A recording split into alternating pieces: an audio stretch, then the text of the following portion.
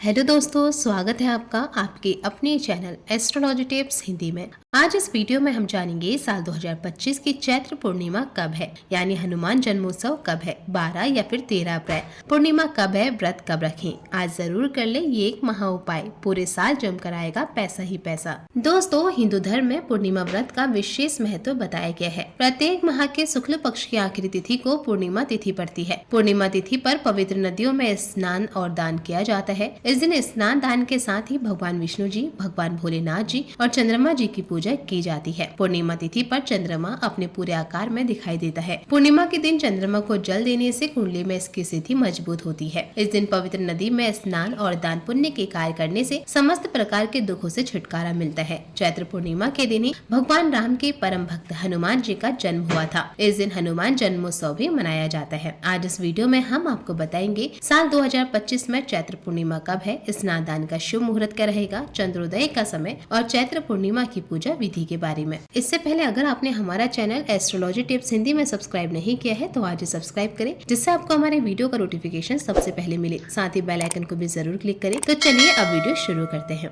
सबसे पहले बात करते हैं चैत्र पूर्णिमा के महत्व के बारे में। चैत्र पूर्णिमा बेहद ही विशेष मानी जाती है। चैत्र पूर्णिमा हिंदू नववर्ष की पहली पूर्णिमा होती है। इस तिथि पर भगवान विष्णु जी की पूजा आराधना करने से व्यक्ति को सुख, धन और वैभव की प्राप्ति होती है। साथ ही इसी दिन विष्णु जी के सब लोग भगवान सत्यनारायण की पूजा पूरे विधि विधान के साथ करने और सत्यनारायण का व्रत करने से जातकों को समस्त प्रकार के कष्टों से छुटकारा मिलता है। चैत्र पूर्णिमा के दिन ही हनुमान जन्मोत्सव भी मनाया जाता है और इसी के चलते इस दिन का महत्व और अधिक बढ़ जाता है। दोस्तों, अब जानते हैं साल 2025 में चैत्र पूर्णिमा कब है। हिंदू पंचांग के अनुसार चैत्र माह के शुक्ल पक्ष की पूर्णिमा तिथि की शुरुआत 12 अप्रैल शनिवार को रात 3:21 पर होगी। वहीं इस तिथि का समापन 13 अप्रैल रविवार को सुबह 5:51 पर होगा। ऐसे में उदय तिथि के अनुसार इस बार चैत्र पूर्णिमा 12 अप्रैल को मनाई जाएगी और इसी दिन व्रत और स्नान दान जैसे अन्य धार्मिक कार्य भी किए जाएंगे।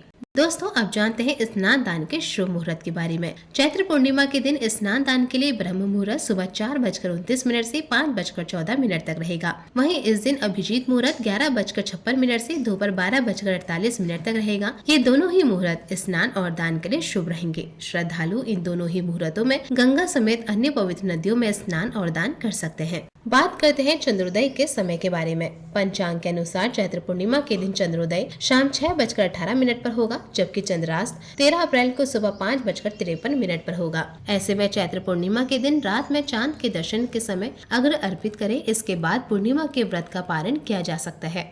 दोस्तों, अब जानते हैं चैत्र पूर्णिमा की पूजा विधि के बारे में। चैत्र पूर्णिमा के दिन जातक सुबह ब्रह्म मुहूर्त में उठकर किसी पवित्र नदी या सरोवर में स्नान करें। स्नान के पश्चात सूर्य मंत्र का उच्चारण करते हुए सूर्य देव को अर्घ्य देकर व्रत का संकल्प लें। अब पूजा स्थल में दीप प्रज्वलित करें और विधि पूर्वक भगवान विष्णु जी के साथ ही माता लक्ष्मी जी की भी पूजा अर्चना करें। इस तिथि पर भगवान सत्यनारायण की कथा पढ़ना और सुनना भी काफी शुभ होता है। कथा के बाद आरती करें। शाम को लक्ष्मी नारायण की आरती करके तुलसी जी में घी का दीपक जलाएं। पूरे दिन व्रत करने के बाद रात्रि में चंद्रदेव का दर्शन और पूजन करें और चंद्रमा को अर्घ्य दें और अपनी इच्छा और सामर्थ्य अनुसार किसी जरूरतमंद व्यक्ति और ब्राह्मण को दान दक्षिणा दें।